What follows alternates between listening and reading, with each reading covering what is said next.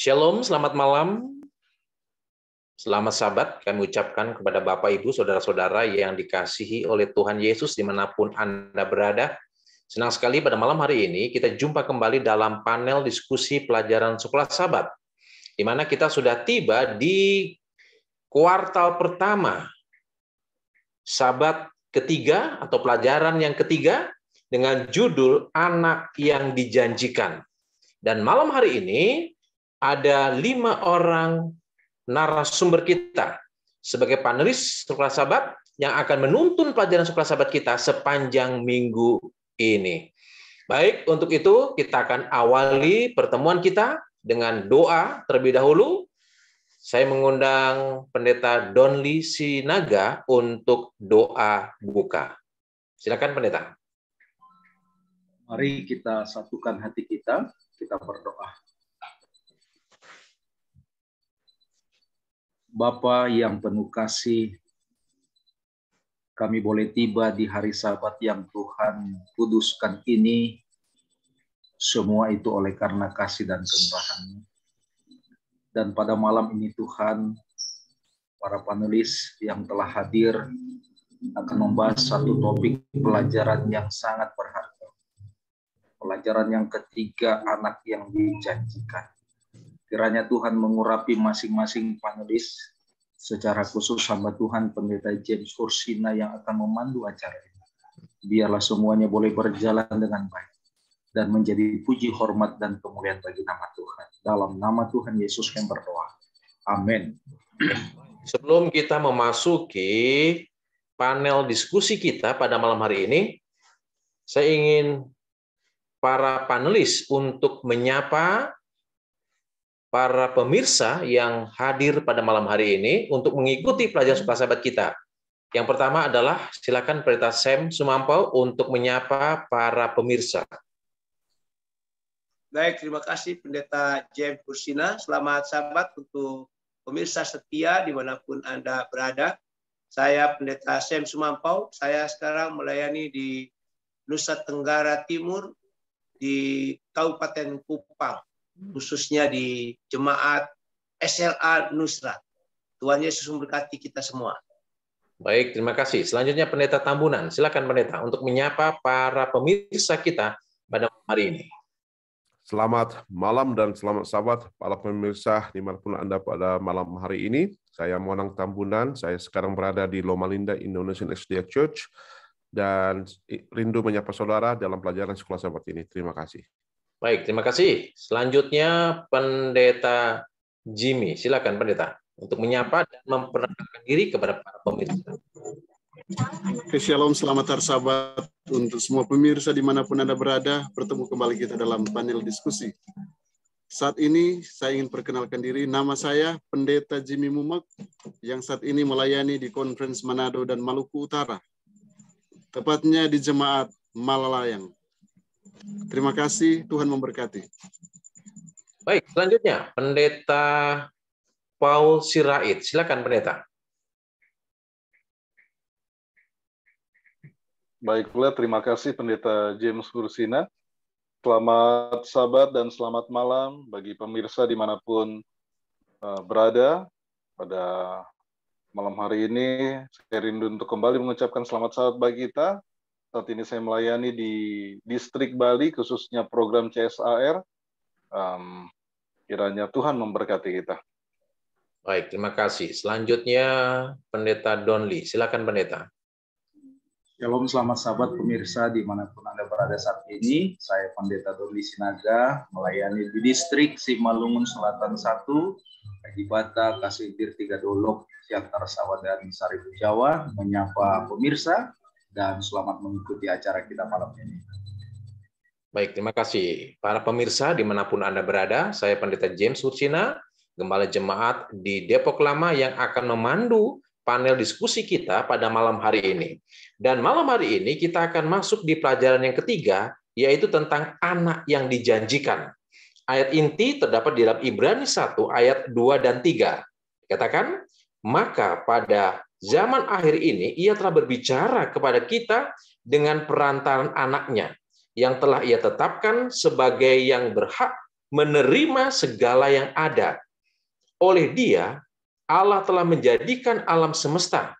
Ia adalah cahaya, kemuliaan Allah, dan gambar wujud Allah. Baik, siapakah yang dimaksud dengan anak ini yang dijanjikan oleh Allah yang akan menjadi pemeran utama dalam kitab Ibrani? Untuk itu, kita akan masuk di pembahasan pelajaran sahabat kita di hari Minggu, yaitu di hari-hari terakhir ini. Silakan Pendeta Doni Sinaga untuk mengupas pelajaran sahabat kita di hari Minggu. Baik, terima kasih Pendeta James dan selamat sahabat juga kepada semua para hamba Tuhan, para panelis. Malam ini kita diawali dengan satu topik, satu judul yang dibuat di sini di hari-hari terakhir ini.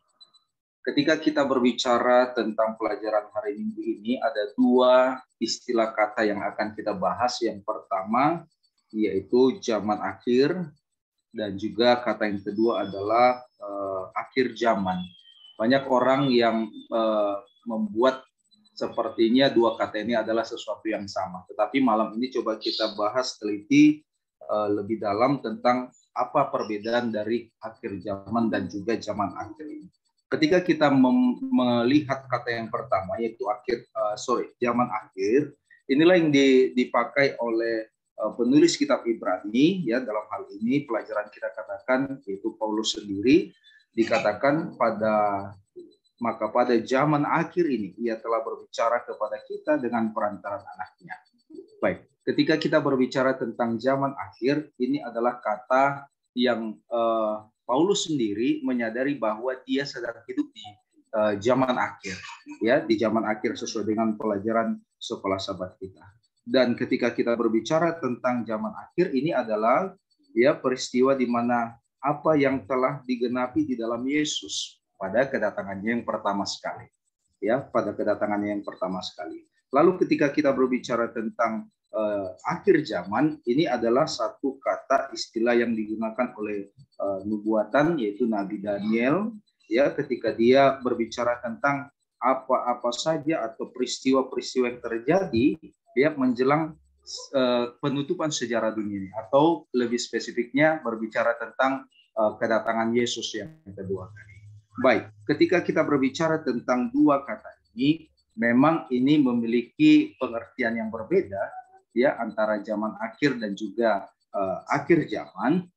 Tetapi ketika kita melihat kepada pelajaran di hari Minggu ini, ada korelasi yang bisa kita lihat, ya, peristiwa yang terjadi pada zaman akhir dan juga akhir zaman, ya. Ketika kita berbicara tentang zaman akhir, tadi sudah sangat jelas, ya, pelajaran kita mengatakan bahwa ini berbicara tentang janji-janji yang digenapi, ya, ketika Yesus datang pada kedatangan yang pertama, di mana dia mati, dia bangkit, ya, bahkan dia mendirikan kerajaannya, ya, di dunia ini tentunya dalam kerajaan damai sejahtera, di mana pelayanan Yesus ketika dia di dunia ini. Dan ketika kita berbicara tentang zaman akhir dan akhir zaman, sekali lagi kita diarahkan kepada satu nama, yaitu Yesus sendiri, ya, Allah yang dinyatakan di dalam keberadaan anak, yaitu Yesus sendiri. Baik, dan apa yang menjadi korelasi ataupun hubungan antara zaman akhir dan akhir zaman yang disampaikan di dalam pelajaran kita adalah, yang pertama, di pelajaran kita disinggung tentang janji-janji ini digenapi, ya, di dalam Yesus Kristus, di mana yang pertama Yesus bangkit dari kematian. Dan ketika kita masuk kepada zaman akhir zaman, ya, ini adalah janji bagaimana Tuhan, ya, yang berjanji akan membangkitkan anak-anaknya atau umat-umat yang percaya kepadanya sesuai dengan, ya, kitab 1 Tesalonika 4 itu. Lalu peristiwa yang lain, korelasi yang lain adalah bagaimana Allah, yaitu Bapa, menjanjikan ciptaan baru. Dalam pelajaran kita dikatakan dia telah mulai memenuhi janji ini dengan menciptakan kehidupan spiritual baru di dalam kita. Dia berjanji bahwa dia akan menegakkan kerajaan terakhirnya. Dia meresmikan kerajaan itu dengan membebaskan kita dari kuasa iblis dan menempatkan Yesus sebagai penguasa kita. Dan menjadi inti daripada pelajaran hari Minggu ini adalah bahwa namun ini hanyalah permulaan. Apa yang Bapa mulai lakukan dalam kedatangan Yesus yang pertama, Dia akan selesaikan pada kedatangan yang kedua. Jadi, ya apa yang dilakukan oleh Yesus pada kedatangan yang pertama, yaitu zaman akhir, ya akan dinyatakan kembali pada kedatangan Yesus yang kedua. Jadi, apa yang kita mau lihat bahwa sebagaimana janji-janji Tuhan yang dinyatakan pada kedatangan Yesus yang pertama dan peristiwa-peristiwa nubuatan lainnya, ya pasti akan digenapi juga, ya pasti akan digenapi pada kedatangan yang kedua. Jadi mungkin inilah sedikit tentang pembahasan tentang hari Minggu di hari-hari terakhir. Ya, mungkin saya kembalikan lagi kepada Pendeta James Kursina. Baik, terima kasih Pendeta Donli Sinaga yang sudah membahas pelajaran sekolah sahabat kita di hari Minggu. Sebelum kita masuk di pelajaran di hari Senin yang akan dibawakan oleh Pendeta Monang Tambunan, bagi Bapak Ibu pemirsa panel diskusi sekolah sahabat, pada malam hari ini, jika nanti ada pertanyaan yang ingin ditanyakan berkaitan dengan pelajaran sekolah sahabat, Bapak Ibu boleh tulis di ruang komentar. Nanti para panelis akan menjawab setiap pertanyaan yang masuk. Baik, selanjutnya kita akan tiba pembahasan di hari Senin, yaitu tentang Allah telah berbicara kepada kita oleh anaknya. Silakan Pendeta Tambunan. Terima kasih Pendeta James. Dan para pemirsa dimanapun Anda berada, nama saya Monang Tambunan, dan tadi kita sudah mendengarkan bagaimana pemaparan pelajaran hari Minggu yang dibawakan oleh Pendeta Sinaga. Nah, dalam pelajaran Minggu ini kita melihat bagaimana Paulus ingin meyakinkan para pendengarnya bahwa anak yang dijanjikan itu, yang telah dikumandangkan dari zaman perjanjian lama, bahkan dari Adam, adalah anak yang dijanjikan. Nah, kita telah melihat pelajaran kemarin mengatakan pada hari-hari terakhir seperti ini. Artinya di saat-saat genting seperti ini di mana Yesus akan segera datang. Kita perlu memperhatikan bagaimana Allah berbicara kepada kita. Nah, di pelajaran hari Minggu, hari Senin, kita melihat di dalam Ibrani 1 ayat 1 dan 2 berkata demikian. Setelah pada zaman dahulu Allah berulang kali dan dalam berbagai cara berbicara kepada nenek moyang kita dengan perantara nabi-nabi, maka pada zaman akhir ini Ia telah berbicara kepada kita dengan perantaraan anaknya yang telah Dia tetapkan sebagai yang berhak menerima segala yang ada. Oleh Dia Allah telah menjadikan alam semesta. Nah, mari kita perhatikan ayat pertama. Setelah pada zaman dahulu Allah berulang kali dan dalam berbagai cara berbicara kepada nenek moyang kita. Nah, kita mengetahui di perjanjian lama Allah telah berbicara kepada kita atau kepada pendengarnya melalui para nabi-nabinya. Dan Dia melakukan itu berulang-ulang kali dan dengan berbagai cara. Kita mengetahui ada cara-cara Allah berbicara kepada umatnya melalui vision atau mimpi, atau ada juga di dalam wahyu, ada juga di dalam inspirasi, dan seringkali juga para nabi-nabi mengquote ya perkataan Allah seperti yang kita dengarkan, demikianlah firman Tuhan. Dalam bahasa Inggris dikatakan thus saith the Lord. Nah, dan Allah berbicara kepada umatnya melalui nabi-nabinya oleh karena Allah ingin menyampaikan maksud dan tujuannya, rencana-rencananya ke depan terhadap bangsa Israel. Dan bisa juga menjadi satu warning kepada mereka, peringatan supaya jangan melakukan hal-hal yang buruk di kemudian hari. Nah, tetapi bila mana kita melihat di perjanjian lama, ya, Allah berbicara kepada Musa di padang gurun dengan semak belukar yang terbakar. Lalu kita melihat juga Joshua, ya, Allah berbicara kepada Joshua pada waktu sebelum memasuki tanah Kanaan sebagai the host of the Lord, sebagai panglima tentara surga. Lalu kita melihat juga bagaimana Allah berbicara kepada Yesaya dalam pemandangan di dalam Ka'bah. Lalu kemudian kita melihat Allah berbicara kepada Elia pada waktu dia melarikan diri dari kejaran-kejaran Ratu Israel di dalam gua dengan suara yang masih kecil. Lalu kemudian kita melihat juga bagaimana Allah berbicara kepada Daniel melalui penglihatan. Jadi Allah, kita melihat di sini berbicara dari zaman ke zaman dan berbagai macam cara. Tetapi Paulus mengatakan dalam Ibrani 1 ayat 1 dan 2 ini, tetapi di akhir zaman ini, bagaimana disampaikan tadi Pendeta Sinaga, Allah berbicara kepada kita melalui anaknya. Jadi di dalam bahasa Inggris kata ya dengan perantaran anaknya itu adalah kata "en". Nah, dalam kata Greka kata "en" itu bisa terjemahkan dalam dua arti dalam bahasa Inggris. Bisa in atau bisa by. Nah, tetapi ini mempunyai arti yang sangat luar biasa. Kalau kita menggunakan kata in, berarti Yesus itu adalah the message. Itu adalah pekabarannya. Tapi kalau kita menggunakan kata by, maka Yesus itu adalah the messenger. Nah, Paulus mengatakan sebenarnya di akhir zaman ini, Yesuslah message itu. Bisa juga ia sebagai messenger, tetapi dia sendiri adalah message itu. Nah, apa message yang akan disampaikan oleh Yesus kepada kita? Ya, pekabaran. Dan ini sangat luar biasa. Paulus mengatakan, di zaman dulu, ya dari perjanjian lama, Allah telah berbicara melalui nabi-nabinya. Artinya melalui perantara.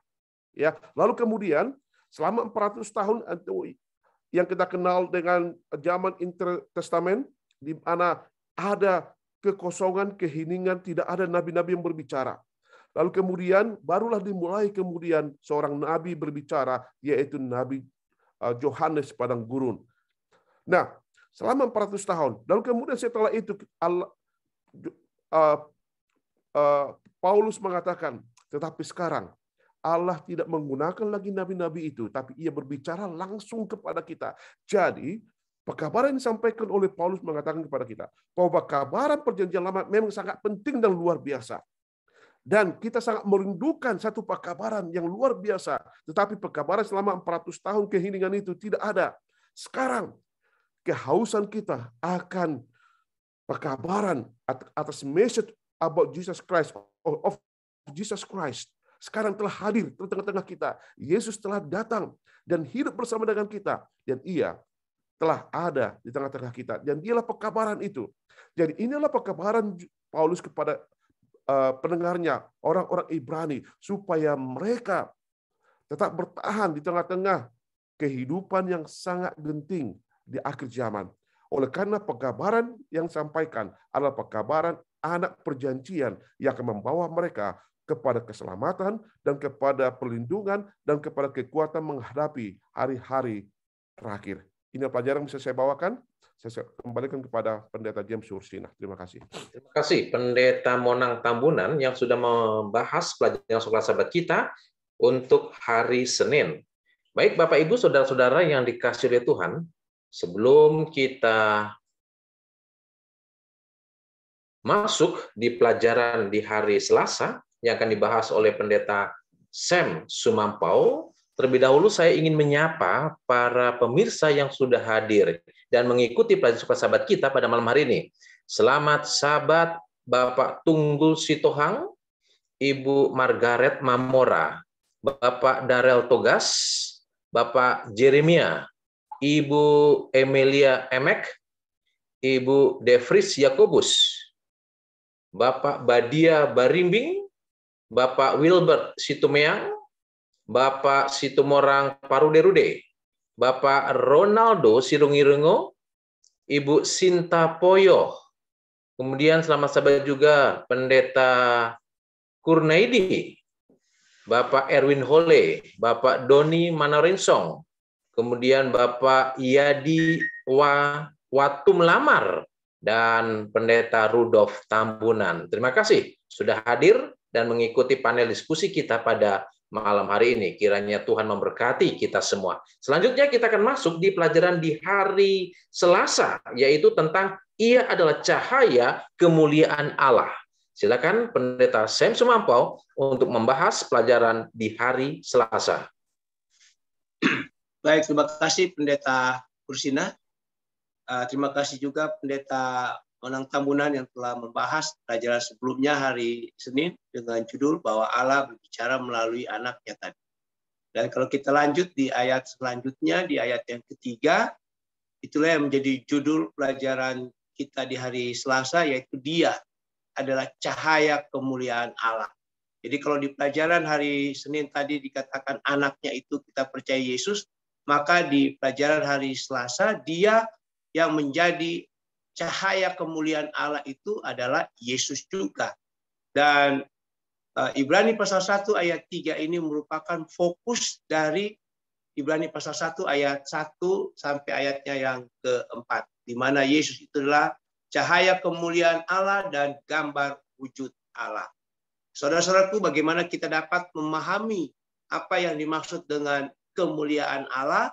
Maka di dalam perjanjian lama, khususnya di dalam Keluaran 24 ayat 16, 17, Mazmur 4 ayat 7, Mazmur 36 ayatnya yang ke-10, dan juga Mazmur 89 ayatnya yang ke-16, ayat-ayat itu dapat membantu kita memahami apa yang dimaksud dengan kemuliaan Allah.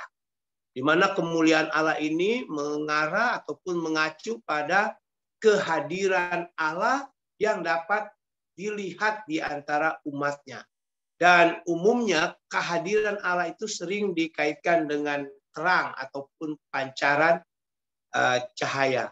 Dan bila mana kita mau membandingkan dengan apa yang dinyatakan di dalam perjanjian baru, khususnya di dalam Ibrani pasal 1 tadi ayat 3, Yohanes pasal 1 ayat 6 sampai 9, dan juga dilanjutkan di ayat 14 sampai ayat yang ke-18 di Yohanes pasal 1 itu, dan juga 2 Korintus pasal 4 ayat yang ke-6, kita tahu di dalam perjanjian baru itu Yesus adalah terang.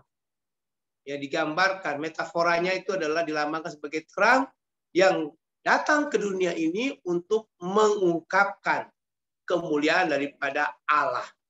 Jadi dikatakan di dalam pelajaran sekolah sahabat kita, sama seperti matahari tidak dapat dilihat oleh kita kecuali oleh pancaran cahayanya, maka begitu juga dengan Allah dapat kita kenal melalui Yesus, di mana kita tahu sesungguhnya Bapa dengan Yesus ini adalah satu. Kenapa? Karena kemuliaan Allah itu adalah terang itu sendiri.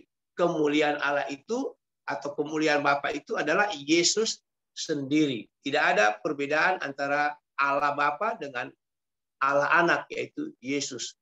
Dan dengan demikian, kalau tadi dikatakan kita dapat melihat matahari melalui pancaran cahayanya, maka kita juga dapat melihat Bapa melalui Yesus. Itulah sebabnya dalam Yohanes pasal 14 ayat 9, Yesus mengatakan barang siapa telah melihat aku, dia telah melihat Bapa. Dan di dalam Ibrani pasal 1 ini ayat 3, dalam terjemahan bahasa Indonesianya dikatakan gambar wujud Allah. Di dalam sekolah sahabat kita disebut sebagai representasi yang tepat dari substansi daripada Bapa. Jadi saudara-saudaraku, pelajaran hari Selasa ini adalah berita yang sangat besar bagi kita, bahwa terang itu, yaitu Yesus datang ke dunia itu untuk mengungkapkan karakter daripada kemuliaan Bapa kita. Demikianlah pelajaran kita pada hari Selasa ini. Saya kembalikan kepada host kita, Pendeta James Kursina. Terima kasih. Buka dulu mic-nya, Pendeta. Baik, terima kasih Pendeta Sumampo yang sudah membahas pelajaran sekolah sahabat kita untuk hari Selasa. Selanjutnya kita akan masuk pelajaran sekolah sahabat kita di hari Rabu yang akan dibahas oleh Pendeta Paul Sirait, yaitu tentang melalui siapa dia membuat alam semesta. Silakan Pendeta Sirait. Ya, terima kasih Pak Pendeta James Kursina. Terima kasih juga Pendeta Sam Sumampo yang sudah membawakan pelajaran sekolah sahabat ataupun pelajaran hari Selasa yang berjudul Ia adalah cahaya kemuliaan Allah. Ya. Saudara yang terkasih dalam Yesus Kristus, Tuhan tergabung, para pemirsa dimanapun berada. Ini kita memasuki pembelajaran hari Rabu melalui siapa dia membuat alam semesta. Bila mana tadi kita sudah mendengar apa yang disampaikan oleh Pendeta Sumampau menjadi satu jembatan masuk ke pembelajaran hari antara Allah dengan anak ataupun Bapa dengan Yesus itu sendiri, menggambarkan bagaimana kiranya melalui Yesuslah Allah menciptakan dunia, ataupun oleh Yesuslah maka dunia itu dijadikan.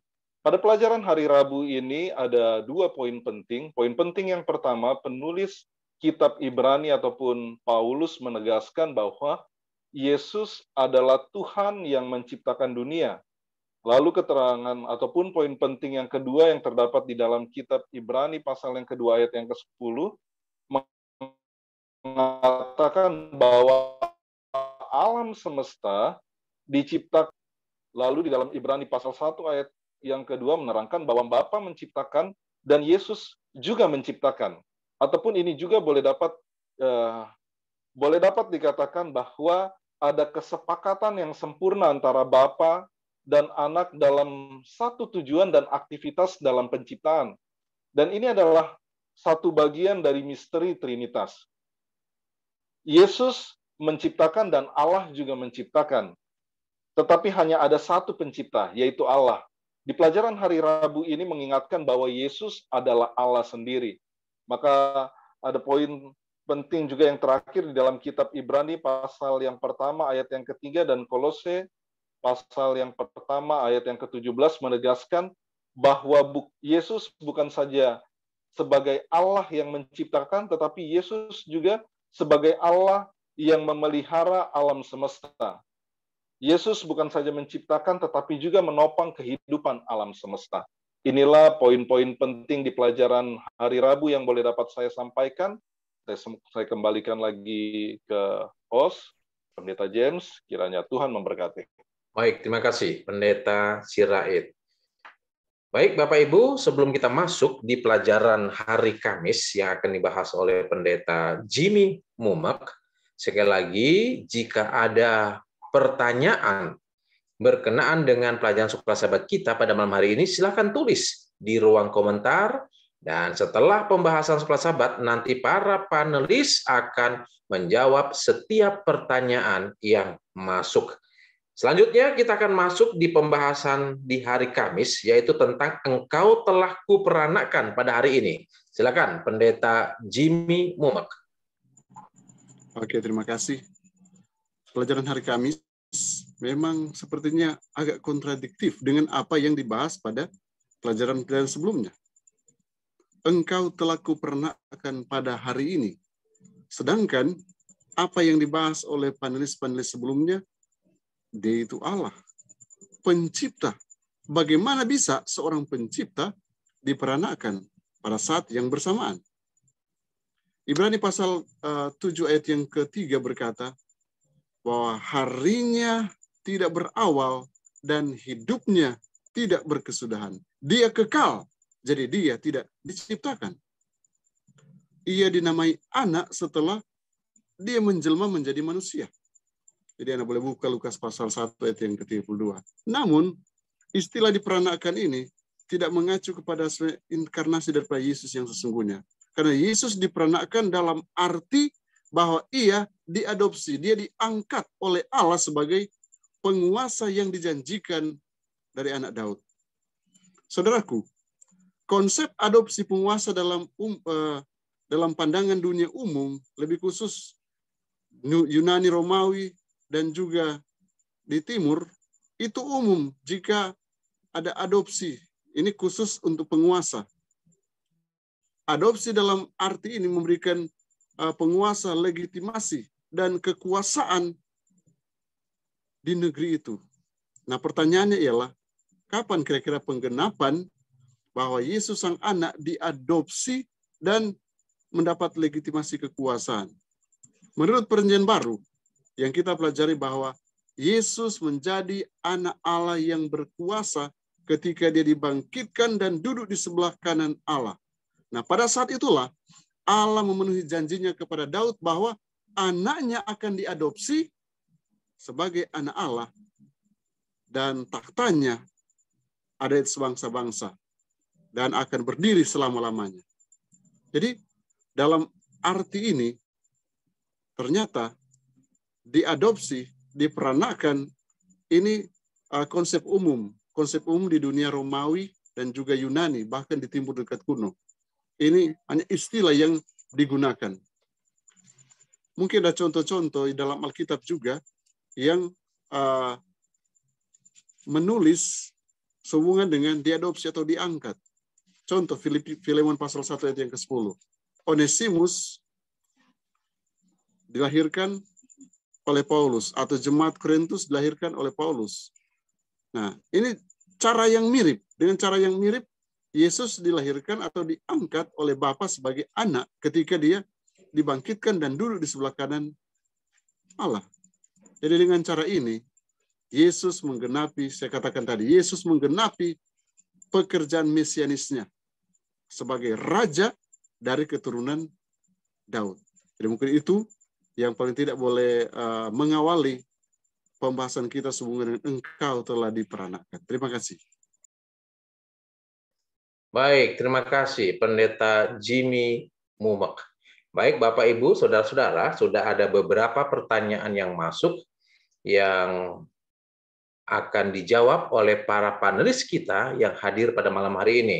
Namun sebelumnya saya ingin kembali menyapa Bapak Ibu yang sudah hadir untuk mengikuti panel diskusi pelajaran sekolah Sabat pada malam hari ini. Selamat Sabat, Pendeta Tono Sitorus.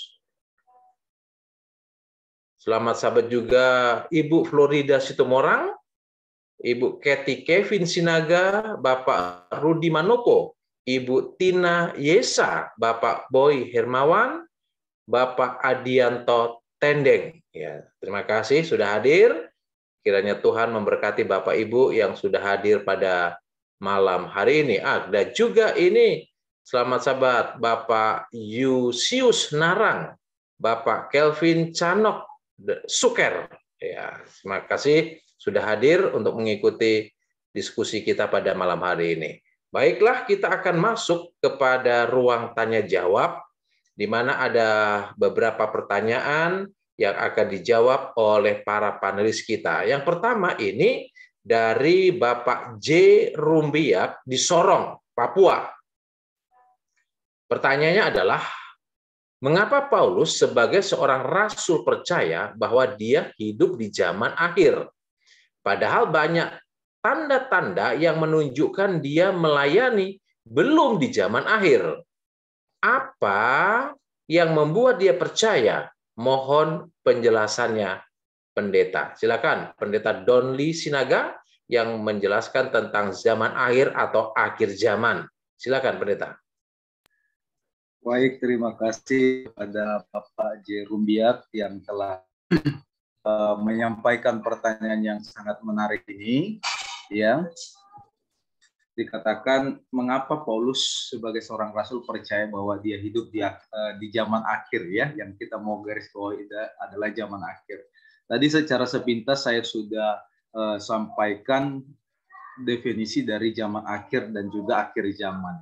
Mungkin apa yang di dalam pikiran dari Bapak Jerumbiak ini adalah ya bahwa Paulus hidup di akhir zaman. Mungkin seperti itu kalau pemahaman saya. Baik, apa yang menjadi perbedaan dari dua kata ini adalah yang pertama adalah bahwa Paulus di dalam pelajaran kita di hari Minggu sangat-sangat meyakini ya bahwa dia hidup di hari-hari terakhir atau yang kita sebut dengan kata ya zaman akhir sesuai dengan Ibrani pasal yang pertama ayat yang kedua tadi. Baik, kenapa dikatakan bahwa Paulus ini hidup di zaman akhir? Dalam keterangan sekolah Sabat kita dikatakan bagaimana ya bahwa para nabi, para bapa di zaman dahulu, khususnya kita tanda kutip dalam perjanjian lama, ya memberikan satu nubuatan, mengumumkan tentang bahwa akan bangkit ya seorang raja yang akan menghancurkan umat manusia ya pada hari-hari terakhir atau yang sering kita katakan tadi zaman akhir. Dan ini dinyatakan, diwujudkan melalui kedatangan Yesus, kelahiran Yesus ya ketika dia berada di dunia ini yang kali pertama. Lalu dikatakan dalam pelajaran kita juga Paulus berkata bahwa janji-janji ini digenapi di dalam Yesus. Dia mengalahkan iblis dan menarik semua bangsa kepada dirinya. Dalam pengertian ini, hari-hari terakhir telah dimulai karena Yesus telah menggenapi janji Allah. Jadi, Paulus sangat meyakini bahwa dia hidup di zaman akhir karena Yesus telah menggenapi ya apa yang dijanjikan di dalam oleh para nabi, para apa di zaman perjanjian lama ya, digenapi dengan kedatangan Yesus ke dunia ini pada yang pertama sekali, kelahirannya, pelayanannya, dan juga kematiannya ya. Dan tentunya yang kita akan nantikan adalah akhir zaman ya. Inilah mungkin ya pengharapan kita, sebagaimana kita mengerti, memahami bagaimana semua janji-janji itu digenapi pada hari-hari terakhir atau pada waktu ya zaman akhir dulu, pada waktu masa si Paulus sampai sekarang ini ya. Dan yang menjadi jaminan bagi kita adalah bahwa kegenapan janji-janji yang belum ya digenapi itu semua akan diwujud nyatakan nanti pada akhir zaman ataupun pada kedatangan Yesus yang kedua. Ini mungkin respon dari saya, Pak Pendeta James Hursina. Mungkin ya dalam pemikiran saya mungkin yang dipikirkan oleh Bapak Rumdiak adalah mungkin Paulus hidup di akhir zaman, padahal bukan ya, tetapi di zaman akhir. Itu saja mungkin Pak Pendeta. Oke, terima kasih Pendeta Donli Sinaga. Mungkin ada panelis lain yang ingin menambahkan? Boleh, Pendeta. Oke, silakan Pendeta Sumampau. Baik, terima kasih. Jadi kalau kita membaca buku Injil, Matius, Markus, itu Lukas sampai Yohanes, maka akan lebih banyak istilah yang digunakan adalah akhir zaman. Istilah akhir zaman itu memang mengarah nanti. Tetapi kalau kita baca di dalam Ibrani pasal 1 ini, yang disebutkan oleh hamba Tuhan Rasul Paulus itu adalah zaman akhir, ya zaman akhir. Nanti Petrus juga menyebut zaman akhir, bukan akhir zaman. Dan sebenarnya sebelum di Ibrani pasal 1 itu, Rasul Paulus sudah bicara juga kepada jemaat di Korintus, 1 Korintus 10 ayat 11 disebut juga zaman akhir. Jadi agak berbeda memang antara akhir zaman dengan zaman akhir. Kalau saya boleh gambarkan secara sederhana begini. Kalau kita garis lurus ya, dengan mistar garis lurus, maka yang disebut dengan zaman akhir itu dari satu awalan sampai ke titik akhir itu adalah zaman akhir. Tetapi kalau akhir zaman itu adalah the end of the world, ya bahasa Inggrisnya begitu kira-kira, Pendeta Tambunan. Itu di akhir, di ujung. Dan memang dari zamannya Rasul Paulus setelah kenaikan Yesus ke surga itu Rasul Paulus sendiri sudah katakan bahwa mereka yang hidup pada saat itu di dalam era zaman akhir. Berbeda dengan istilah akhir zaman nanti. Pada saat masa-masa sebelum kedatangan Yesus yang kedua kali. Ya, saya tidak katakan berapa lama, tapi itulah yang disebut dengan akhir zaman. Tapi dari zaman Paulus, kita sekarang ini adalah satu periode. Jadi kalau mau dibilang, zaman akhir itu adalah satu periode. Sedangkan akhir zaman itu adalah di akhir daripada periode zaman akhir itu. Itulah namanya akhir zaman. Seperti dibulak-balik dia punya istilahnya, tapi itulah pengertian sederhananya. Terima kasih, Pendeta. Bisa saya tambahkan, Pendeta? Terima kasih, Pendeta Sumampau yang sudah memberikan tambahan atas penjelasan tadi. Oke, Pendeta Monang Tambunan ingin menambahkan dan melengkapi, silakan. Ya, memang seperti bahasa Indonesia, seperti membingungkan akhir zaman, zaman akhir. Tetapi dalam bahasa Inggris sebenarnya sangat jelas perbedaannya. Nah, dikatakan apa yang dituliskan oleh Paulus di dalam kitab Ibrani adalah in the last days, ya. In the last days. Nah, itu adalah zaman di mana Yesus telah datang ke dunia ini. Ia bersama-sama dengan muridnya, lalu kemudian bersama-sama dengan umatnya, dan dia mati dan naik ke surga. Nah, dalam Kisah Para Rasul kita membaca bahwa Yesus mengatakan, sebagaimana engkau melihat aku naik ke surga, demikian juga aku akan datang menjemput engkau. Dan kita membaca dalam Yohanes pasal 14, janganlah resah dan gelisah hatimu, bahwa Yesus pergi ke surga untuk menyiapkan tempat bagi kita, dan setelah tempatnya selesai dia akan kembali Dan itulah pengharapan umat-umat Tuhan pada waktu itu. Lalu kemudian kita mengetahui bahwa kitab Ibrani adalah ditulis sebelum tahun 70, yaitu kira-kira tahun 60-an sampai 69, ya. Nah, tahun 70 kita mengetahui Yesus telah memberikan satu nubuatan yang luar biasa dalam kitab Matius bahwa kehancuran Yerusalem. Nah, bagi para rasul-rasul, kehancuran Yerusalem ya yang akan dihancurkan oleh Roma di bawah Jenderal Titus adalah the end time, ya. Jadi, seperti yang katakan tadi pendeta Sumampau, ya. Jadi, sebelum end time itu atau akhir zaman itu, ya, zaman akhir itu, maka mereka hidup di zaman akhir, ya. Jadi, in the last days. Jadi kita lihat perbedaannya sini. Nah, Daniel dalam kitab dalam pelajaran minggu mengatakan dia tidak berbicara mengenai in the last days, tapi dia bicara selalu in the end time.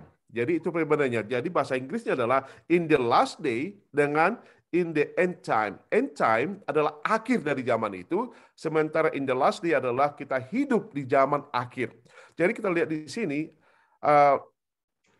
Itulah sedikit perbedaannya, dan kita memang sekarang ini kita hidup bukan hanya in the last days, tapi juga kita hidup in the end time, oleh karena kita percaya bahwa dunia ini akan segera berakhir dengan kedatangan Tuhan yang kedua kali.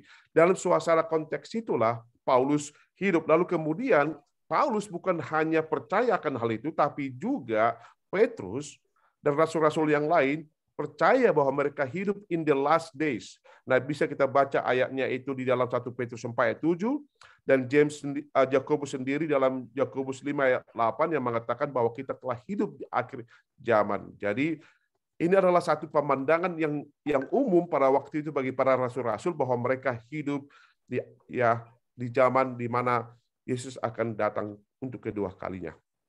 Terima kasih. Oke, baik. Terima kasih. Saya rasa sudah cukup penjelasan dari para panelis untuk menjawab pertanyaan dari Bapak Rumbiak di Sorong.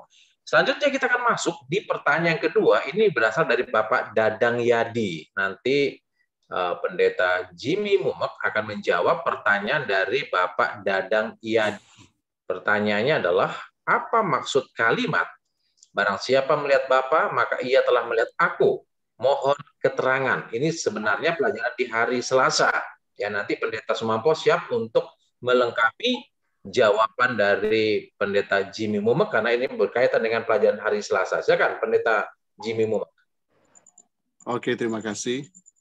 Jadi pertanyaannya itu memang referensinya diambil dari Yohanes pasal 14 ayat 9. Kata Yesus kepadanya, telah sekian lama aku bersama-sama kamu, Filipus, namun engkau tidak mengenal aku. Barang siapa telah melihat aku, ia telah melihat Bapa. Bagaimanakah engkau berkata, tunjukkanlah Bapa itu pada kami? Saya ingin langsung lompat ke ayat yang ke-12. Sebenarnya, Yesus sedang menjelaskan ini. Dia katakan begini, aku berkata kepadamu, sesungguhnya barang siapa percaya kepadaku, ia akan melakukan juga pekerjaan-pekerjaan yang aku lakukan. Bahkan pekerjaan-pekerjaan yang lebih besar daripada itu, sebab aku pergi kepada Bapa. Nah, dalam korelasinya, sehubungan dengan pertanyaan ayat yang ke-9, Yesus ingin meyakinkan bahwa Yesus, aku dan Bapa. Yesus katakan, aku dan Bapa adalah satu. Jadi ini penjelasan-penjelasan yang paling tidak boleh memberikan pengertian yang jelas sehubungan dengan apa yang ditanyakan tadi. Karena banyak referensi Alkitab kita temukan bahwa Yesus sendiri yang katakan bahwa dia dan Bapa adalah satu. Kalau Anda lihat ayat 12 itu khususnya mengarah kepada pekerjaan pelayanan juga yang dibuat oleh Yesus yang menunjukkan pekerjaan Bapa yang di sorga. Ini itu nanti akan ditambahkan oleh teman-teman yang lain. Oke, baik. Terima kasih, Pendeta Mumek. Oke, langsung aja Pendeta Sam Sumampo untuk menambahkan pertanyaan dari Bapak Dadang Yadi. Ya, kalau saya terima kasih sebelumnya Pendeta Momok yang sudah menjelaskan. Jadi memang kalau kita melihat dari penjelasan Alkitab, ya, kalau saya buka tafsiran Alkitab, pernyataan Tuhan Yesus ini kepada Filipus seperti apa yang sudah disampaikan oleh Pendeta Momok ini dikatakan seperti ini. Sepertinya ya, ini terjemahan ya, tafsiran. Yesus sedikit kesal dengan Filipus ya, karena sesungguhnya Filipus ini sudah lama mengikuti Yesus. Dari pasal 1 itu ayat 43 dia sudah mengikuti paling tidak kegiatan atau peristiwa yang ada di dalam Yohanes, kitab Yohanes itu. Tetapi dia menanyakan tentang siapa Yesus sebenarnya dan siapa Bapa gitu. Jadi dia mengatakan di dalam Yohanes pasal 14 ayat 12 itu ayat berapa tadi 9 ya. Dia mengatakan seperti itu. Tapi nanti itu sebenarnya ada hubungannya dengan pelajaran yang disampaikan oleh Pendeta Sirait, Pendeta Paul, bahwa inilah yang menjadi rahasia daripada istilah Trinitas. Jadi kalau kita baca kembali kepada Yohanes pasal 14 ayat 9 ini mengatakan, barang siapa telah melihat aku, ia telah melihat Bapa. Ini sebenarnya ada juga ya, kalau saya mendapatkan satu ayat ya, mungkin ini jarang orang gunakan tentang Trinitas menggunakan ayat ini, tapi bolehlah saya bagikan. Kalau kita baca di Titus pasal 3 ayat 4, 5 dan 6 ya, 4, 5 dan 6 ini Trinitas. 4, 5, 6. Kalau kita lihat di ayat 4 dikatakan begini. Tetapi ketika nyata kemurahan Allah juru selamat kita. Coba kita bisa lihat ini. Inilah rahasia Trinitas bisa diungkapkan di dalam Titus pasal 3 ayat 4, 5 dan 6. Allah, umumnya kita kalau melihat kata Allah di dalam Alkitab, pasti kita akan menyimpulkan bahwa itu adalah Bapa. Jadi kalau kita baca ayat ini, kita bisa melihat bahwa Bapa juga disebut juru selamat. Padahal kita tahu title juru selamat itu umumnya disandang oleh Yesus, oleh anak. Lalu di ayat 5. Di ayat 5 dikatakan, pada waktu itu dia telah menyelamatkan kita, bukan karena perbuatan baik yang telah kita lakukan, tetapi karena rahmat-Nya oleh permandian kelahiran kembali dan oleh pembaharuan yang dikerjakan oleh Roh Kudus. Jadi rencana keselamatan itu, di mana tadi di ayat 4, Bapa itu adalah juru selamat, tetapi dikerjakan oleh Roh Kudus, oknum yang ketiga. Lalu di ayat 6 itu dikatakan gini, yang sudah dilimpahkannya. Jadi pekerjaan itu dilimpahkan Bapa yang tadi dikerjakan oleh Roh Kudus, sudah dilimpahkan Bapa kepada kita oleh Yesus Kristus juru selamat kita. Lihat ini, kita bisa lihat Titus 3 ayat 4, 5, 6. Bapa juru selamat, Roh Kudus juga disebut juru selamat karena dia mengerjakan, dan Yesus juga adalah juru selamat. Jadi inilah rahasia daripada Trinitas. Jadi tidak heran kalau Yesus mengatakan kepada Filipus dengan agak sedikit kesal. Makanya kalau di terjemahan itu, kata engkau itu sebenarnya penekanan. Istilahnya sudah lama bergaul dengan saya, kok kamu tidak mengenal juga. Begitu ya. Jadi kalau ditanya seperti itu yang saya bisa jawab. Terima kasih. Ya, baik. Terima kasih. Karena kita memiliki keterbatasan waktu, jadi mungkin para panelis yang lain boleh bersabar untuk menjawab pertanyaan-pertanyaan yang lainnya. Baik, sebelum kita melanjut ke pertanyaan yang ketiga yang ditanyakan oleh Bapak D. Subagio. Nanti Pendeta Sirait ya boleh menjawab pertanyaan dari Bapak D. Subagio. Namun sebelumnya saya ingin menyapa kembali para pemirsa yang sudah hadir pada malam hari ini. Selamat sahabat Bapak Kisah Frans, Ibu Anggi Kalalo, Ibu Nita Subagio, Bapak Ralem Damanik, Ibu Liska Damayanti, Ibu Nelly Padaunan. Terima kasih selamat sahabat yang sudah hadir pada malam hari ini. Demikian juga dengan selamat sahabat Bapak Miller Rolling. Oke, selanjutnya kita akan masuk di pertanyaan yang ketiga yang ditanyakan oleh Bapak Subagio. Nah, dia mungkin bukan seorang Kristen, tapi dia menyaksikan siaran ini dan ingin bertanya berkaitan dengan Trinitas. Pertanyaannya sebagai berikut. Mohon maaf, saya bukanlah seorang Kristen dan kebetulan saya melihat Facebook saudara saya. Sangat tertarik kalimat Trinitas atau Tritunggal atau tiga Allah. Ya, tolong dijelaskan bagaimana penjabaran Trinitas itu, karena kami mengakui hanya ada satu Allah saja, atau Esa, atau Ehad, atau Wahid. Baik, terima kasih. Silakan Pendeta Paul Sirait. Ya, nanti mungkin panelis yang lain boleh menambahkan dan melengkapi. Silakan Pendeta. Iya, baiklah. Terima kasih Pendeta James. Terima kasih juga kepada Bapak D. Subagio yang sudah ikut serta hadir mendengarkan pembahasan pembelajaran Sekolah Sabat, khususnya sepanjang 1 pekan yang telah berlalu. Terima kasih Bapak Subagio juga sudah bertanya. Ini berarti pada saat Bapak mendengarkan, berarti Bapak juga memperhatikan. Berbicara mengenai kealahan, berbicara mengenai Trinitas. Berbicara mengenai Trinitas, berbicara mengenai bagaimana kiranya satu kesatuan yang kita akui dengan Esa. Bila mana kita berbicara Esa, berbicara dengan satu kesatuan. Tadi sudah banyak ayat-ayat ataupun keterangan-keterangan. Ya bisa jadi oleh karena ini bukan satu keyakinan yang Bapak yakini, saya tidak membahas ini ataupun tidak menerangkan ini dari ayat Alkitab, tetapi mencoba menerangkan ini dari logika ataupun dari pengertian secara sederhana. Berbicara mengenai Allah, berbicara mengenai satu oknum ilahi yang maha tahu. Berbicara mengenai Allah, berbicara juga mengenai oknum ilahi yang maha hadir. Pada saat berbicara mengenai Allah, Allah merupakan pencipta yang kami kenal dengan Allah Bapa.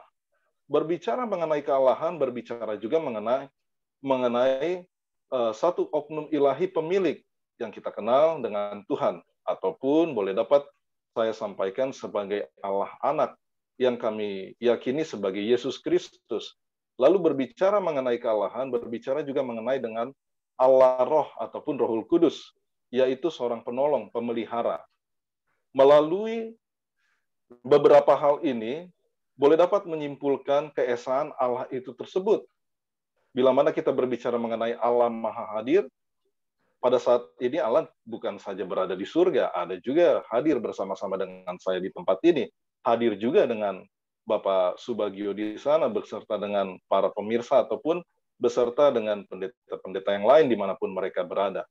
Lalu berbicara mengenai Trinitas, berbicara mengenai kesatuan. Kesatuan di mana menyimpulkan bahwa Allah tersebut memiliki beberapa peran yang diyakini peran-peran yang memiliki fungsinya masing-masing. Seperti tadi yang saya sudah sampaikan, pada saat berbicara pencipta, kami mengenal dengan Allah Bapa. Pada saat berbicara mengenai pemilik ataupun Tuhan, kami kenal dengan Tuhan kami Yesus Kristus.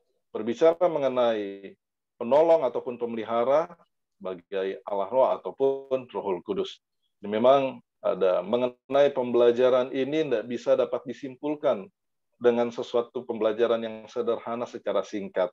Ya, saya juga berharap nanti penyedia acara ini boleh memberikan nomor yang boleh dapat dihubungi agar kita boleh dapat sharing lebih dalam lagi mengenai pembelajaran Trinitas ini. Ini yang bisa saya sampaikan, Pendeta James. Saya kembalikan kepada host. Terima kasih, Tuhan memberkati. Pendeta Sirait, mungkin ada 1 menit untuk para panelis yang lain untuk ingin menambahkan pertanyaan. 1 menit. Pak D. Subagio, silakan. 1 menit. Yes. Oke, jadi Pak Subagio, sebenarnya monoteisme atau Allah itu esa merupakan dasar daripada agama Kristen juga. Karena agama Kristen ini kan dasarnya dari Yahudi, di mana orang Yahudi itu monoteisme sebenarnya. Sama dengan Islam, monoteisme. Tetapi di dalam rencana keselamatan, ada peran-peran yang tadi sudah disampaikan oleh Pendeta Paul Sirait. Maka paham monoteisme itu di dalam kekristenan ditumbuh kembangkan ke arah trinitarianisme, di mana ada fungsi tadi dikatakan. Jadi secara gampangnya itu. Jadi kalau di pelajaran kami, di pelajaran sekolah sahabat, kami gereja Advent ada pelajaran sekolah sahabat Pak Subagio, itu di pelajaran hari Kamis jelas. Yesus disebut anak itu bukan berbicara tentang sifat Yesus di dalam keilahian dia anak, bukan. Tapi Yesus disebut anak Allah di dalam perannya untuk melaksanakan rencana keselamatan. Jadi sama dengan Trinitas. Trinitas itu dikembangkan dari faham monoteisme yang adalah Allah itu esa di dalam menjelaskan rencana keselamatan di dalam kekristenan. Makanya ada faham lebih lanjut yang disebut dengan trinitarianisme. Mungkin itu yang dapat saya sampaikan. Terima kasih. Baik, terima kasih Pendeta Sumampau. Sebelum kita masuk di pertanyaan terakhir, saya kembali ingin menyapa, selamat sahabat, Ibu Noveriando Mancu, Bapak mungkin ya, Bapak Stanley Pauran, dan Bapak Heri Wala. Selamat sahabat, Tuhan memberkati. Ada lagi Bapak Jacob Elisa. Selamat sahabat. Baik, ini pertanyaan yang terakhir saya lihat dari Bapak Wilbert Situmeang, namun tadi sudah dijawab di awal diskusi kita pada malam hari ini. Tapi ingin saya bacakan, tapi sudah dibahas tadi ya, dikatakan demikian. Sementara mengakui fakta bahwa hari-hari terakhir tiba dengan inkarnasi Kristus, pertanyaan saya,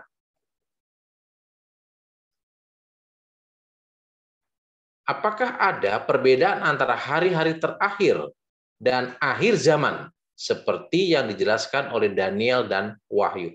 Mungkin Pendeta Monang Tambunan 1 menit saja untuk mengulang atau mengulas kembali berkaitan dengan pertanyaan dari Bapak Wilbert Situmeang. Tadi sudah dibahas, tapi ulang lagi 1 menit saja sebelum kita akhiri pertemuan kita pada malam hari ini. Silakan. Terima kasih Pendeta James Justina dan juga Bapak yang bertanya tadi, Pak Wilbert. Tadi sudah kita bahas dan Pendeta Doni Sinaga juga sudah memberikan pemaparan mengenai hari ini, tetapi supaya kita jangan membingungkan bahwa ada 2 kata pelajaran hari Minggu yang disinggung di sana. Dalam bahasa Indonesia mungkin sedikit membingungkan.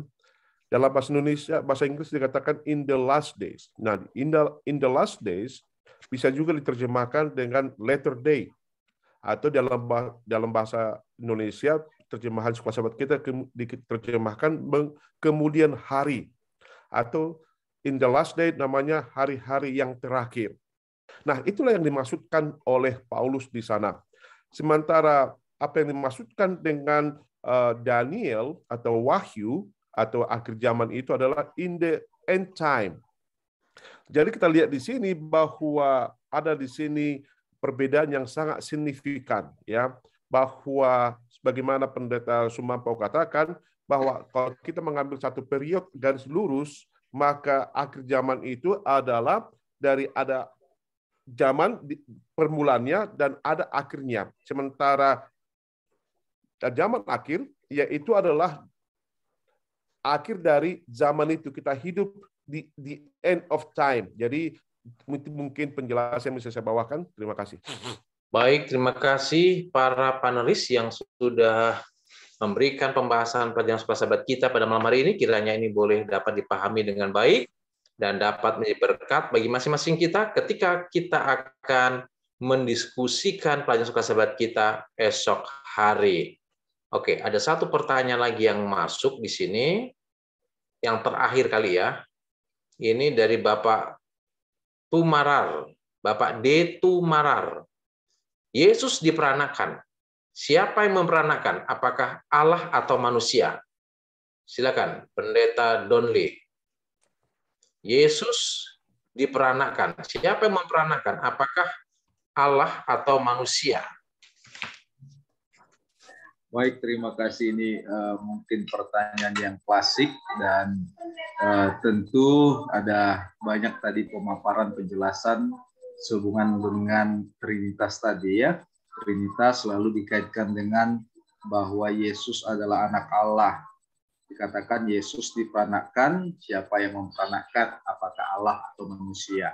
Baik, jadi sesungguhnya tadi Pendeta Sirait sudah sangat jelas menyatakan bagaimana pemahaman pengertian tentang Trinitas itu, ya, bahwa Yesus ini dia adalah Tuhan, ya, dalam misi keselamatan dia adalah penebus, Bapa adalah dia adalah pencipta, pemilik, lalu Roh Kudus adalah yang menuntun, ya, Allah dalam Roh itu adalah Allah yang menuntun. Namun apa yang kita mau sampaikan adalah bahwa Yesus anak Allah dalam arti bahwa bukan Allah yang memperanakkan Yesus, ya, sekalipun memang pemahaman yang kita dapati melalui firman Tuhan Alkitab bahwa Yesus diperanakkan, inkarnasi namanya, ya, karena memang banyak juga pelajaran-pelajaran atau pemahaman-pemahaman bahkan di agama-agama yang lain juga mempercayai yang namanya inkarnasi.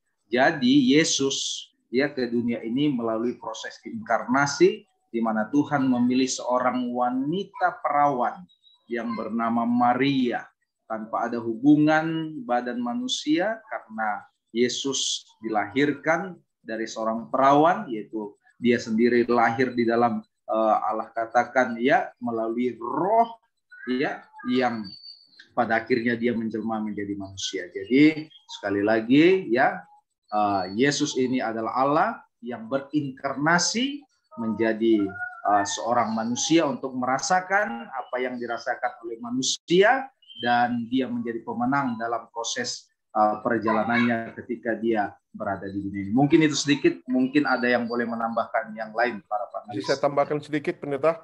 Oke, silakan, Pendeta. Nah, seringkali kita salah mengerti bahwa Yesus diperanakkan karena memang begitulah bahasa manusia.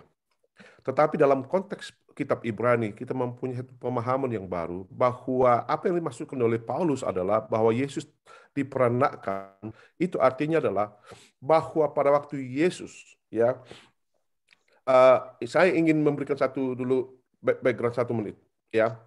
Di dalam konteks kerajaan, ya, bahwa seorang pengganti raja hanyalah anaknya. Kita terima dulu itu, ya. Tidak boleh dari keturunan yang lain.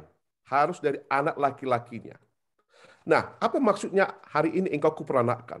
Ya, bukan berarti secara fisik Yesus dilahirkan oleh Allah. Sekarang siapa ibunya dan segala macam. Bukan itu pembahasan kita. Tetapi dalam konteks Ibrani, apa yang dikatakan oleh Paulus adalah demikian. Pada waktu Yesus naik ke surga setelah kematiannya, maka firman Tuhan mengatakan bahwa Yesus duduk di sebelah kanan Allah. Apa artinya? Artinya adalah pada hari itu Allah memperkenalkan Yesus menjadi anaknya, menjadi seorang penguasa, menjadi seorang raja, menjadi seorang juru selamat, ya, sah duduk sebelah kanan Allah. Itu artinya diperanakkan.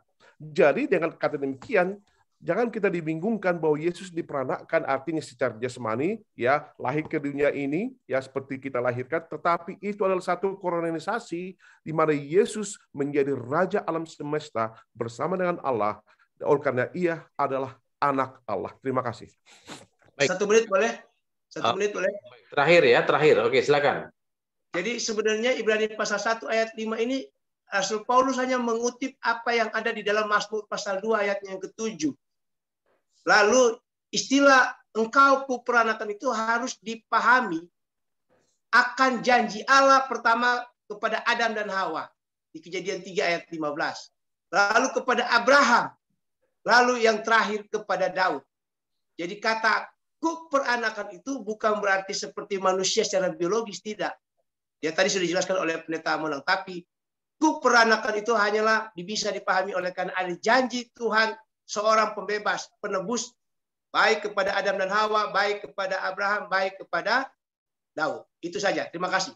Oke, baik. Terima kasih semua para panelis yang sudah menerangkan pertanyaan sahabat kita maupun menjawab setiap pertanyaan. Selanjutnya kita akan masuk di sesi yang terakhir, yaitu untuk closing statement. Untuk closing statement, saya minta yang pertama adalah Pendeta Jimmy Mumak. Silakan untuk memberikan closing statement. Oke, jadi closing statement saya berhubung dengan pertanyaan yang terakhir. Karena Yesus menjadi anak Allah yang berkuasa dalam teks ini, jadi teks Ibrani 1 ayat yang kelima, dia sebagai penguasa yang duduk di sebelah tahta Allah. Nah, hal yang menarik yang perlu kita pahami ialah bagaimana kita juga sama diadopsi, diangkat, diperanakan, dan akan didudukkan di atas tahtanya. Untuk itu, umat-umat Tuhan, anak-anak Tuhan yang mendengarkan diskusi ini, mari kita ambil implikasi rohani untuk kita semua. Bahwa seperti Yesus yang berkuasa, dia dibangkitkan dan duduk di sebelah kanan Allah. Pada saat yang sama, janji yang sama juga menjadi bagian semua orang yang percaya kepada Yesus yang adalah kebangkitan dan hidup itu. Karena itu, marilah kita tetap setia dan tetap percaya kepada Yesus. Terima kasih. Baik, terima kasih. Selanjutnya, Pendeta Paul Sirait, silakan untuk memberikan closing statement. Baiklah, terima kasih. Yang bisa saya sampaikan closing statement pada malam hari ini adalah sebagaimana pembelajaran firman Tuhan tidak akan hidup bila mana kita tidak praktikkan. Keterkaitan antara kitab Ibrani dengan pelajaran sekolah Sabat kuartal lalu, kitab ulangan mengingatkan bagaimana kiranya banyak kegagalan-kegagalan orang-orang yang mengaku pengikut Kristus ataupun pengikut Tuhan, oleh mana pada saat mereka mengalami kendala-kendala di dalam kehidupannya, mereka lupa akan tuntunan tangan Tuhan. Biarlah kiranya pembelajaran ini boleh dapat mengingatkan kita, agar kiranya praktikal kehidupan kita boleh senantiasa semakin hari semakin bersedia untuk menyambut kedatangan Tuhan yang kedua kali. Yang bisa saya sampaikan, terima kasih, Tuhan memberkati. Baik, terima kasih. Selanjutnya, Pendeta Sam Sumampo. Baik, kita bersyukur oleh karena Yesuslah yang menjadi cahaya kemuliaan Allah. Karena memang Yesuslah yang dapat mengungkapkan, Yesuslah satu-satunya yang dapat mengungkapkan karakter dan kemuliaan Allah. Karena Yesus adalah representatif ya, dari representasi daripada substansi Allah itu sendiri, daripada Bapa itu sendiri. Karena yang lain tidak dapat memantulkan daripada karakter Allah. Jadi kita bersyukur Yesuslah yang menjadi cahaya kemuliaan Allah. Terima kasih, Tuhan Yesus memberkati kita semua. Shalom, selamat Sabat. Baik, selanjutnya Pendeta Monang Tambunan. Paulus mengatakan kepada orang Ibrani dan kepada kita, kalau di zaman dahulu perjanjian lama, Allah berbicara kepada umatnya, kepada kita, melalui para nabi-nabinya, tetapi di zaman sekarang ini, Yesus sendirilah yang berbicara kepada kita. Yesus sendirilah yang menjadi pekabaran itu sendiri. Dan kita sangat berbahagia. Oleh karena itu saya minta supaya kita selalu mempelajari firman Tuhan. Yohanes 1 ayat 1 mengatakan, Yesus adalah Logos dan ia adalah Allah itu sendiri. Terima kasih. Baik, selanjutnya yang terakhir, Pendeta Donli Sinaga memberikan closing statement. Sebagaimana Paulus katakan bahwa kita hidup di hari-hari terakhir atau di zaman akhir, dan nubuatan itu, janji itu digenapi melalui kedatangan Yesus ketika dia lahir, melayani bahkan mati dan bangkit dari kematian.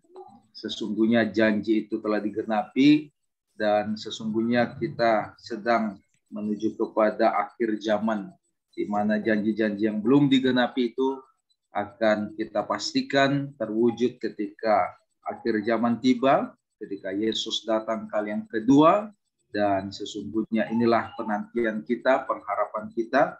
Biarlah kita boleh tetap setia sampai Yesus datang, dan kita boleh menikmati bagaimana kebahagiaan yang Tuhan telah sediakan bagi setiap orang yang percaya kepadanya. Terima kasih.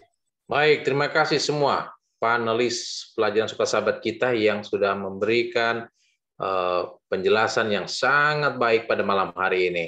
Baik, sebelum doa tutup nanti akan dilayangkan oleh Pendeta Monang Tambunan, saya ingin kembali menyapa untuk para pemirsa yang sudah menyaksikan siaran kita pada malam hari ini. Selamat sahabat, Pendeta Luki Jacob, Pendeta Jamin Nainggolan, Bapak T. Sihotang, Ibu Margaret Mamora, dan Pendeta Kettler Sagala. Terima kasih sudah hadir. Kiranya Tuhan memberkati Bapak Ibu sekalian. Kita akan tutup pertemuan kita pada malam hari ini. Silakan Pendeta Monang Tambunan untuk doa penutup. Saya mengundang supaya kita tunduk kepala dan berdoa. Ya Allah, ya Bapa kami yang bersemayam dan bertata dalam kerajaan surga. Patutlah nama-Mu dimuliakan dan dipuji. Oleh karena begitu baiknya, luar biasanya kasih karunia Tuhan yang kami dapat rasakan dan kami dapat alami Tuhan. Engkau adalah anak perjanjian itu. Anak yang akan menebus kami. Anak yang diharapkan oleh Adam dan Hawa untuk menebus mereka dari dosa-dosanya. Anak yang diharapkan oleh Abraham yang akan membawa kelepasan bagi umatnya. Dan anak yang diharapkan oleh Raja Daud untuk membawa kemakmuran bagi bangsanya Tuhan. Tetapi pada saat ini, Engkaulah anak yang telah dijanjikan itu kepada kami. Engkau telah lahir, hidup, dan mati serta bangkit bagi kami. Dan Engkau sekarang berada, duduk sebelah kanan tahta Allah, menjadi seorang raja, menjadi seorang imam besar kepada kami, untuk membawa kami ada di dekat-Mu. Allah Bapa di surga, terima kasih Tuhan oleh karena keselamatan yang pasti. Dan terima kasih juga oleh karena surga yang sudah Kau janjikan kepada kami untuk kami mewarisi, supaya kami dapat hidup bersama-sama selama-lamanya bersama dengan Kau dan seluruh penghuni surga. Bersama dengan kami Tuhan sepanjang hari Sabat ini dan sepanjang hidup kami hingga kedatangan Tuhan yang kedua kali. Di tengah-tengah pandemi COVID Omikron yang sedang merajalela Tuhan, biarlah Engkau memberkati semua hamba-hamba Tuhan dan juga para pelayan-pelayan Tuhan. Dan demikian Tuhan, pekabaran Injil ke seluruh dunia kami dapat lakukan, sehingga ajakan I will go Tuhan menjadi satu tanggung jawab yang lebih besar kepada kami. Inilah doa kami persembahkan dalam nama Yesus Juru Selamat kami. Amin. Amin. Baik, sekali lagi terima kasih untuk semua panelis. Terima kasih untuk Bapak, Ibu, Saudara-saudara yang sudah hadir dan menyaksikan panelis sekelas sahabat kita pada malam hari ini. Sampai jumpa Sabat depan. Akhir kata saya Pendeta James Ursina mengucapkan Shalom, Tuhan memberkati. Amin. Selamat Sabat. Selamat Sabat. Terima kasih semuanya. Selamat Sabat.